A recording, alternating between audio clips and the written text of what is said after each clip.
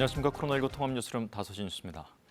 오늘 신규 확진자 수는 1,987명입니다. 일단 2,000명 아래로 다시 내려왔지만 이 비수도권 확진자 수가 연일 최고치를 기록하는 등 확산세가 꺾였다고 보기는 어려운 상황입니다. 백신 1차 접종이 전체 인구의 42%를 넘어선 가운데 2차 접종도 속도를 내고 있습니다. 오승목 기자가 보도합니다. 신규 확진자 1,987명 가운데 해외 유입 사례를 제외한 국내 발생은 1,947명. 이 가운데 비수도권 확진자는 746명입니다. 비수도권 확진자 수는 연일 최고치를 경신하고 있습니다. 지난해 2월과 3월 대구 경북 중심의 1차 대유행 이후를 기준으로 해도 가장 많은 수치입니다. 서울의 경우 신규 확진자 수가 전날보다 120명 넘게 줄었지만 여전히 500명대를 기록했습니다. 경기 역시 서울과 비슷한 수준이며 인천까지 포함한 수도권 확진자 수는 1,201명으로 61.6%를 차지했습니다. 정부는 다가오는 광복절 연휴 기간 동안 집에 머물러 달라고 거듭 요청하면서 의심 증상이 있을 경우 적극적으로 검사를 받아줄 것을 강력 권고했습니다. 백신 1차 접종은 전체 인구의 42%를 넘어섰습니다. 접종 완료자는 인구의 16%를 기록했습니다. 백신 접종이 서서히 속도를 내는 가운데 오늘부터는 5월에 아스트라제네카 접종을 받았던 820만 명에 대한 2차 접종이 시작됩니다. 50살 이상은 아스트라제네카, 50살 미만은 화이자로 백신을 받고 교차 접종합니다. 지난 월요일부터 시작된 40대 이하 연령층의 백신 접종 예약률은 60% 정도에 그쳤습니다. 예약률은 지속적으로 높아질 것으로 판단하고 있고 그 과정에서 이제 18세에서 49세 연령층이 더 예약에 참여할 수 있도록 홍보하고 안내를 하도록 하겠습니다. 40대 이하 연령층은 오늘 오후 6시까지는 생일 끝자리 1인 사람이, 오후 8시부터는 생일 끝자리 2인 사람이 예약할 수 있습니다. KBS 뉴스 오승목입니다. 경남에서는 100명대 확진자가 며칠째 이어지며 줄어들 기미를 보이지 않고 있습니다. 이에 따라 이 창원과 김해에 적용되고 있는 거리두기 4단계도 연장될 것으로 보입니다. 보도에 손원혁 기자입니다. 경남에서는 어제까지 나흘 연속 100명대 코로나19 확진자가 나왔습니다. 100명대 확진자가 나온 건 이달 들어 7번째입니다. 창원이 거리두기 4단계 일주일째, 김해는 보름이 넘었습니다. 오늘 4팀 받았어요. 내일 손해가 나도 이제 지금 어쩔 수 없이 그만둘 수 없는 상황이 되니까요. 하지만 확산세는 꺾이지 않고 있습니다. 최근 일주일 동안 경남 확진자의 73%가 창원과 김해 두 곳에서 나왔습니다. 누적 확진자 61명이 발생한 남창원 농협 마트의 집단 감염도 영향을 미쳤습니다. 김해도 매일 30명 안팎의 확진자가 계속 나왔습니다. 창원시와 김해시는 오는 16일까지인 거리두기 4단계를 2주 연장하는 방안을 검토하고 있습니다. 산발적인 감염이 잇따르면서 이달 들어 의령군을 제외하고 경남 17개 모든 시군에서 확진자가 나왔습니다. 경남의 코로나19 신규 확진자는 오늘 오후 1시 반 기준 창원 25명, 거제 4명, 진주와 밀양, 함안 각 3명 등 모두 44명입니다. 목욕장과 식당, 카페 등 총 28,605개소에 대한 방역 관리를 위해 오는 20일까지 집중 점검을 실시합니다. 확진자가 늘어나면서 경남에서는 병상 가동률도 오늘 오후 1시 기준 81.3%로 높아져 방역당국은 추가 병상 확보 방안을 여러 병원 측과 협의하고 있습니다. 또 내일부터 의사와 약사로부터 진단검사를 권고받은 경우 48시간 안에 검사를 받도록 행정명령을 내렸습니다. KBS 뉴스 손원혁입니다. 코로나19 방역 조치로 피해를 입은 소상공인을 대상으로 한 5차 재난지원금 희망회복자금이 오는 17일부터 지급됩니다. 특히 이번에는 지난 4차 때 자료가 없어서 지원을 받지 못했던 간이 과세자 등이 지급 대상에 포함됐습니다. 자세한 내용을 김지숙 기자가 보도합니다. 정부가 오는 17일 지급을 시작하는 희망회복자금에 대한 세부 기준을 마련했습니다. 크게 3가지, 집합금지 또는 영업제한 업종이거나 경영위기 업종에 해당하면 지원금을 받을 수 있습니다. 집합금지 영업제한 업종 지원은 지난해 8월 16일부터 지난달 6일까지 한 번이라도 방역조치를 이행한 경우가 대상입니다. 집합금지 업종은 6주 이상 이행했으면 장기 유형으로 분류돼 매출액에 따라 최대 2천만 원을 지원받습니다. 영업 제한 업종은 방역 조치 이행에 더해 매출이 줄어야 한다는 기준도 적용됩니다. 다만 지난 지원 때보다 판단 기준은 확대됐습니다. 기존과 같이 2019년에 비해 지난해 매출이 감소한 경우를 비롯해 같은 해라도 상하반기를 비교했을 때 매출이 줄었거나 지난해 하반기에 비해 올해 상반기 매출이 감소한 경우 등 모두 8가지 기준입니다. 특히 간이 과세자의 경우 1년에 한 번만 매출 신고를 해서 반기별 자료가 없다는 지적을 고려해 이번에 국세청 자료를 활용해 사각지대를 없애기로 했습니다. 간이 과세자라도 국세청이 가지고 있는 카드 매출, 현금 영수증 자료 등을 토대로 반기별 매출 감소를 확인할 수 있게 한다는 겁니다. 13주 이상 영업 제한 조치를 받은 수도권의 식당이나 카페 등은 장기 유형으로 최대 900만 원을 지원받습니다. 경영위기 업종은 매출이 10% 이상 줄 경우 최대 400만 원을 받을 수 있습니다. KBS 뉴스 김지숙입니다. 봉오동 전투를 승리로 이끈 주역인 독립운동가 여천 홍범도 장군의 유해가 오는 광복절 국내로 봉환됩니다. 문재인 대통령은 이를 위해 모레 특사단을 홍범도 장군 유해가 있는 카자흐스탄으로 파견합니다. 김경진 기자입니다. 봉오동 전투를 이끈 독립군 영웅 홍범도 장군의 유해가 오는 15일 광복절에 카자흐스탄에서 봉환됩니다. 홍범도 장군이 카자흐스탄 크즐오르다에서 1943년 사망한 지 78년 만입니다. 이를 위해 문재인 대통령은 황기철 국가보훈처장을 특사로 하는 특사단을 오는 14일 카자흐스탄에 파견한다고 청와대는 설명했습니다. 특사단에는 여천 홍범도 장군 기념사업회 우원식 이사장과 국민대표 자격으로 배우 조진웅 씨가 포함됐습니다. 홍범도 장군 유해는 광복절인 15일 저녁 최고의 예우 속에 한국에 도착하며 16일과 17일 양일간 국민 추모 기간을 거친 뒤 18일 대전 현충원에 안장될 예정입니다. 홍범도 장군 유해 봉환은 16일과 17일 카심 조마르트 토가예프 카자흐스탄 대통령 국빈 방한에 맞춰 성사됐습니다. 문 대통령은 지난 2019년 4월 카자흐스탄 국빈 방문 당시 홍범도 장군의 유해 봉환을 요청했고 이후 양국이 실무 협의를 진행했습니다. 정부는 봉오동 전투 100주년을 맞은 지난해 유해 봉환을 추진했지만 코로나19 여파로 해를 넘겼습니다. 1868년 평양에서 태어난 홍범도 장군은 대한독립군을 이끌며 봉오동 전투와 청산리 전투를 승리로 이끌었습니다. 이후 연해주 등지에 머물던 홍 장군은 1937년 스탈린에 의한 한인 강제 이주 정책으로 카자흐스탄으로 이주하게 됐고 1943년 75세의 일기로 운명했습니다. KBS 뉴스 김경진입니다.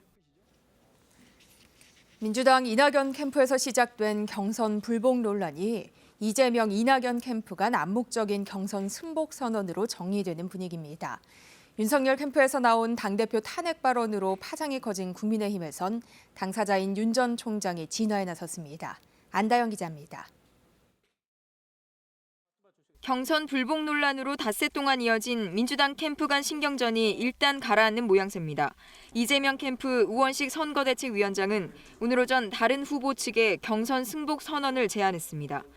이에 경선 불복 논란의 발원지인 이낙연 캠프 서른 선대위원장이 너무 당연한 걸 하자 하니 새삼스럽다고 했고 이를 이재명 후보 측은 경선 승복 선언 제안에 사실상 화답한 걸로 받아들였습니다. 이낙연 후보도 경선 승복은 당연하다는 입장을 밝히면서 논란의 매듭을 지었습니다. 저는 저의 승리를 위해서 뛰고 있습니다. 제 사전에는 불복은 없습니다. 국민의힘은 윤석열 캠프에서 나온 당대표 탄핵 발언 후폭풍이 거셉니다. 윤석열 캠프 신지호 정무실장은 토론회 개최에 부정적 입장을 밝히던 중 이준석 대표를 겨냥해 탄핵을 거론했고 이에 이 대표는 대선을 앞두고 당대표를 흔드는 캠프를 본 적 없다며 캠프 차원의 조치를 요구했습니다. 김재원 최고위원도 신 정무실장은 캠프를 떠나라고 가세했습니다. 당 지도부와 캠프 간 정면 충돌 조짐을 보이자 윤석열 전 총장은 이 대표에게 직접 전화를 걸어 진화에 나섰습니다. 당의 화합과 단결에 해가 될 만한 언동은 절대로 하지 말라고 아주 당부를 했습니다. 논란을 일으킨 신 정무실장은 입장문을 내고 당과 당대표에게 부담드리게 된 점을 사과한다고 밝혔습니다. 이런 가운데 김기현 원내대표는 오늘 저녁 지방에서 휴가 중인 이준석 대표를 찾아 긴급 회동을 하고 토론회 논란 등 각종 현안을 논의합니다. KBS 뉴스 안다영입니다. 압수수색 과정에서 한동훈 검사장을 폭행한 혐의로 기소된 정진웅 울산지검 차장검사에게 1심 법원이 징역형의 집행유예를 선고했습니다. 한 검사장은 권력의 폭력이 사법 시스템에 의해 바로잡히는 과정이라고 생각한다고 밝혔습니다. 이승철 기자입니다. 정진웅 울산지검 차장검사는 서울중앙지검 형사 1부장이던 지난해 7월 법무연수원 용인분원에서 한동훈 검사장의 휴대전화 유심칩을 압수했습니다. 이동재 전 채널A 기자의 강요미수 의혹 사건과 관련해 한 검사장의 연루 여부를 밝히기 위해서였습니다. 이 과정에서 한 검사장과 몸싸움을 벌여 전치 3주의 상해를 입힌 혐의로 지난해 10월 기소됐습니다. 1심 법원은 오늘 정 차장 검사에게 징역 4개월에 집행유예 1년, 자격정지 1년을 선고했습니다. 재판부는 신체적 접촉 과정에서 피고인이 동작을 중단할 기회가 있었다고 생각된다며 정 차장 검사에게 폭행의 미필적 고의가 있었다고 판단했습니다. 재판부는 다만 피해자가 상해를 입었다는 공소 사실은 입증이 부족하다며 형법상 독직폭행 혐의만 인정하고 특정범죄 가중처벌법은 적용하지 않았습니다. 정 차장 검사는 선고 뒤 취재진의 질문에 아무런 답을 하지 않은 채 법원을 떠났습니다. 한 검사장은 입장문을 내고 없는 죄를 덮어 씌우려 한 권력의 폭력이 사법 시스템에 의해 바로잡히는 과정이라 생각한다고 밝혔습니다. 이번 선고와 관련해 대검찰청은 지난해 11월 법무부에 정 차장 검사에 대한 직무집행 정지를 요청했지만 법무부가 기소 적정성에 대한 진상조사를 지시해 대검감찰부가 조사 중이라고 밝혔습니다. KBS 뉴스 이승철입니다. 외국인 투자자에게 성매매를 알선하고 20억 원대 해외 원장 도박을 한 혐의 등으로 기소된 그룹 빅뱅의 전 멤버 승리가 군사법원에서 징역 3년을 선고받고 법정 구속됐습니다. 지상작전사령부 보통군사법원은 오늘 성매매 알선 등 9개 혐의로 기소된 승리에게 이같이 선고하고 11억 5천여만 원 추징을 명령했습니다. 재판부는 피고인이 외국인 투자자들에게 여러 차례 성매매를 알선하고 그로 인한 이득을 얻어 사회적 해악이 적지 않다고 판시했습니다. 또 버닝썬 회사 자산을 주주의 사유처럼 사용한 점과 기분이 나쁘다는 이유로 폭행을 교사한 점 등도 죄질이 좋지 않다고 덧붙였습니다. 이른바 문재인 케어로 불리는 건강보험 보장성 강화 정책 4주년을 맞아 정부가 성과를 보고했습니다. 앞으로 임플란트, 중증 소아 치료비 등에서 보장을 더 확대하겠다고 밝혔는데 재원 마련에 대한 대책은 필요해 보입니다. 노태영 기자가 보도합니다. 정부가 오늘 오전 청와대에서 이른바 문재인 케어로 불리는 건강보험 보장성 강화 정책 발표 4주년을 맞아 성과 보고 대회를 가졌습니다. 건보 보장성 강화는 돈이 없어 치료받지 못하고 치료비 때문에 가게가 파탄나는 일이 없도록 하자는 정책입니다. 정부는 문재인 케어로 2018년부터 3년간 국민 3,700만 명이 가계 의료비 9조 2천억 원의 부담을 덜었다고 설명했습니다. 구체적으로 난임 시술, 아동 충치 치료, 중증 치매 등에서 보장을 대폭 확대했고 의료비 부담이 큰 암을 비롯해 중증 질환을 중심으로 보장성 강화에 노력했다고 밝혔습니다. 또 특진비로 불렸던 선택 진료비를 폐지하고 MRI와 초음파에 건강보험을 적용해 보장성을 높였다고 설명했습니다. 정부는 앞으로 중증 심장 질환과 중증 건선, 치과 신경치료와 임플란트, 갑상선 초음파 등으로 의료비 지원을 확대할 계획이라고 밝혔습니다. 또 소아 중증 치료비 지원도 확대하기로 했습니다. 소득이 낮을수록 재난적 의료비를 더 많이 지원받을 수 있도록 소득 수준별 지원 비율도 조정하겠습니다. 정부는 4년간 건강보험 재정에 대한 정부 부담이 38.2% 증가했고 국민의 보험료 부담은 2.9% 인상에 그쳤다고 설명했습니다. 문재인 케어를 계속 유지하려면 장기적인 재원 마련 대책이 필요하다는 지적도 나옵니다. KBS 뉴스 노태영입니다. 미국에서 델타 변이에 의한 확진자가 급증하면서 캘리포니아주가 교사와 교직원에 대해 백신을 의무적으로 맞도록 했습니다. 또 오리건주는 백신 접종자도 실내에서 마스크를 의무적으로 쓰도록 하는 등 주 정부들이 잇따라 방역 규제를 강화하고 있습니다. 이영현 특파원의 보도입니다. 현지 시간 12일 미 캘리포니아주가 주내 모든 초중고교 교사와 교직원에 대해 코로나19 백신을 접종하거나 매주 검사받도록 하는 행정명령을 내렸습니다. 이 조치는 10월 중순부터 시행됩니다. We think this is the right thing to do, and we think this is a sustainable way to keeping our schools open, to keep our kids safe, to keep our kids healthy. 미국의 주정부가 교사, 교직원의 백신 접종을 의무화한 것은 캘리포니아주가 처음입니다. 캘리포니아주는 앞서 지난달 말 모든 주정부 직원과 보건, 의료 종사자에게 백신 접종 또는 정기적으로 코로나19 검사를 받도록 의무화했습니다.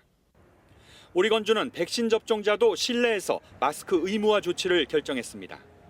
오리건주의 실내 마스크 의무화는 루이지애나, 하와이주에 이어 미국에서 세 번째입니다. 뉴욕 증권 거래소도 다음 달 13일부터 백신 접종을 마쳐야 거래소에 입장할 수 있다고 밝혔습니다. 직원뿐 아니라 거래소에 들어오는 모든 사람에게 해당된다고 밝혔습니다.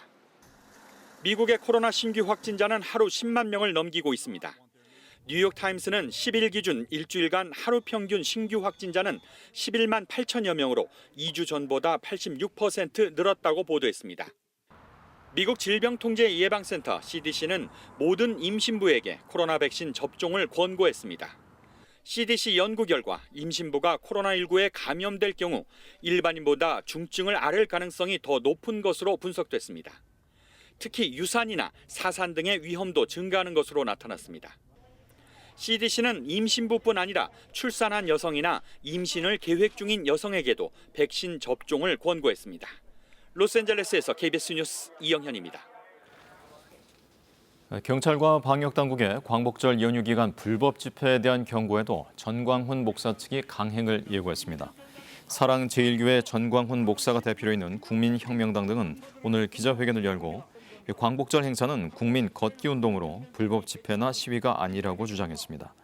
국민혁명당 사무총장은 우리의 행동은 불법 집회나 변형된 1인 시위가 아니라 정당한 당원 모집 행사라고 강조했습니다. 또 자제를 촉구한 오세훈 서울시장에게는 지난해 광복절 집회는 2차 유행과 아무런 관련이 없다며 실외는 실내보다 감염 위험이 낮다고 주장했습니다.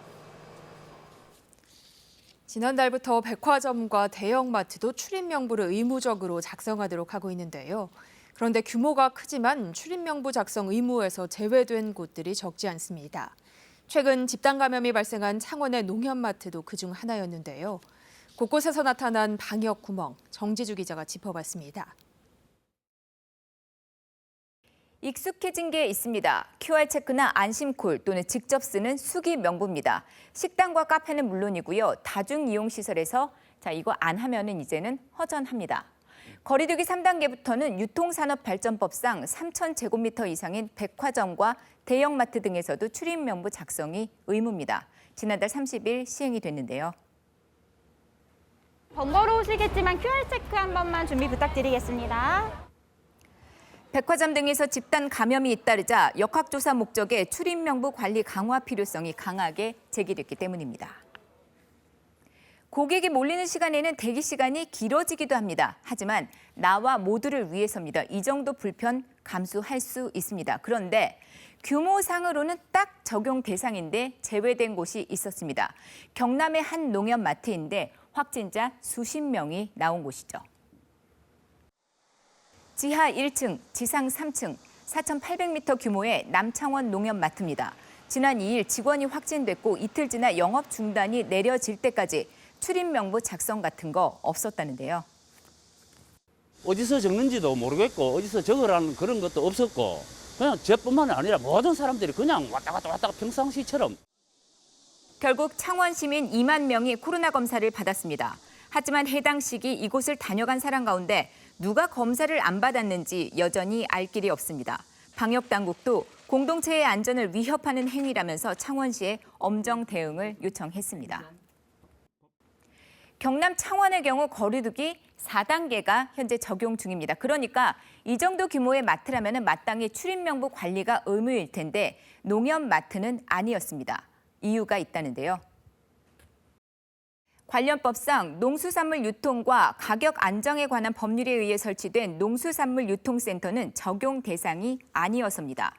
해당 농협조합장 영업 중단 일주일 만에 공개 사과에 나서기도 했습니다. 걱정과 고통을 받고 계신 가족, 지인들 분께도 진심으로 사죄의 말씀을 드립니다. 이렇게 출입명부 관리 의무 대상에서 빠진 농협마트가 전국에 15곳이나 됩니다. 농협중앙회가 6곳, 지역농협이 9곳을 운영하고 있는데요. 자, 그런데 의무 대상에서 제외된 곳도 있습니다. 동네 슈퍼 같은 준대규모 점포와 편의점, 또 전통시장들입니다.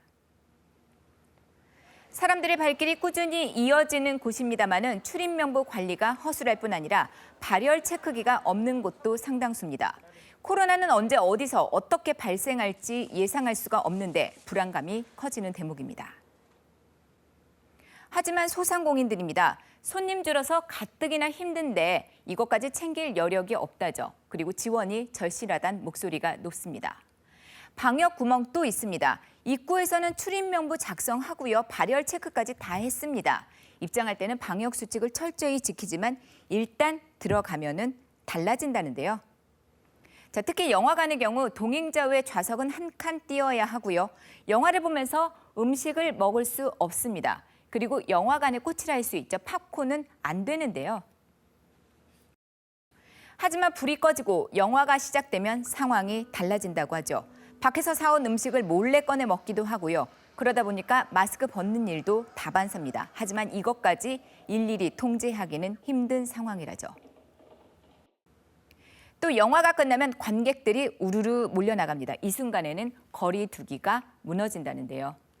자, 그리고 코로나19는 이런 방역의 구멍을 그냥 지나치지 않습니다. 방역 당국이 가장 경계하는 대목입니다. KBS 뉴스 정지주입니다. 올해도 고수온 탓에 경북 동해안 양식 어민들이 피해를 보고 있는데요.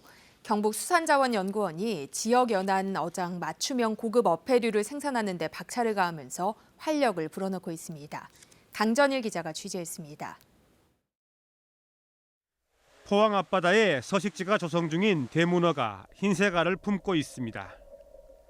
동해 특산 대문어는 3만에서 5만 개의 알을 낳고 1kg당 거래 가격이 4만에서 6만 원이나 합니다.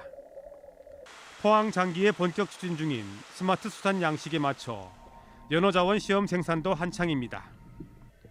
지난해 가을 울진 왕피천을 찾은 어미에게서 알을 받아 인공 수정시킨 어린 연어 3,000마리가 별 탈 없이 자라고 있습니다.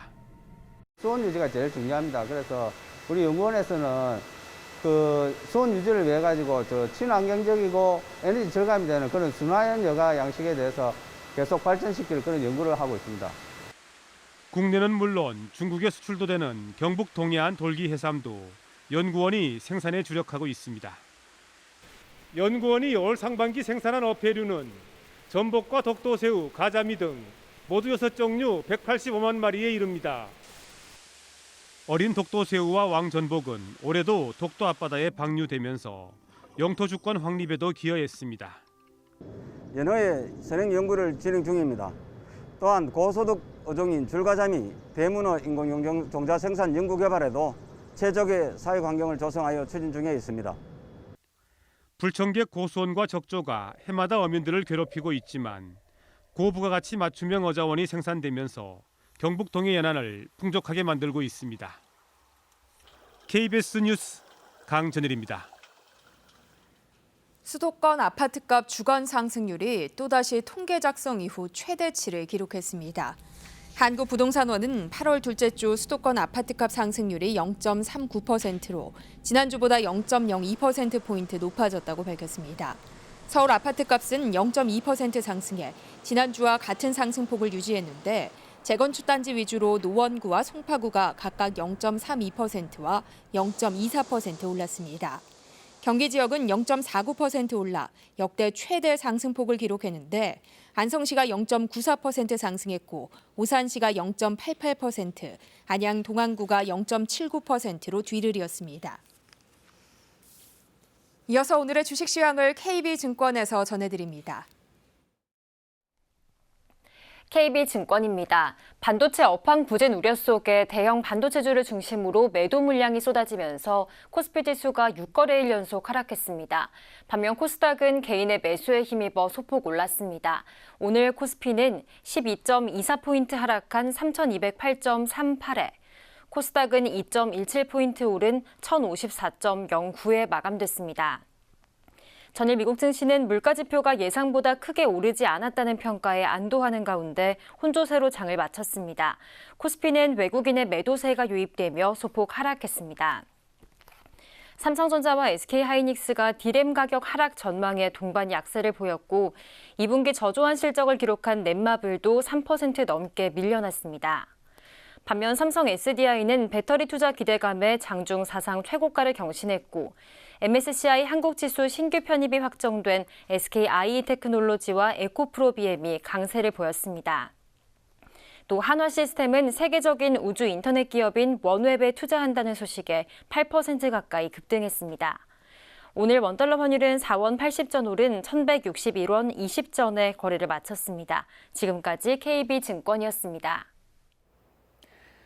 지난주보다 확실히 폭염의 기세가 덜합니다. 폭염특보도 조금씩 해제되고 있는 추세인데요. 서쪽과 영남 지역에 내려져 있던 폭염주의보는 이제 수도권과 강원 영서 일부, 충청 일부, 남부 일부 지역으로만 발효 중입니다. 내일 기온이 30도 안팎으로 예상됩니다. 서울의 낮 기온 31도로 이어지겠고요. 강원 영동에서는 동풍이 불면서 기온이 30도 아래로 내려가는 곳도 있겠습니다. 현재 기압골의 영향으로 제주도와 남해안 지역에는 비가 계속되고 있습니다. 그 밖의 지역에서는 대기가 불안정해 산발적으로 소나기가 쏟아지고 있는데요. 제주도와 남해안 지역에서는 내일도 비가 오락가락하겠고요. 또 충청 내륙과 남부 내륙 지역에서는 소나기가 내리는 곳이 있겠습니다. 낮부터는 동풍이 영향을 받으면서 동해안 지역, 특히 영동 지역에 비가 내릴 것으로 보입니다. 제주도에 많은 비가 예상됩니다. 산간 지역 150mm 이상, 그 밖에 제주도에서는 최고 100mm, 남해안에는 10에서 60mm, 영동 지역은 5에서 30mm가량의 비가 내리겠습니다. 그 밖에 내륙 지역에서도 오후부터 소나기가 내리겠습니다.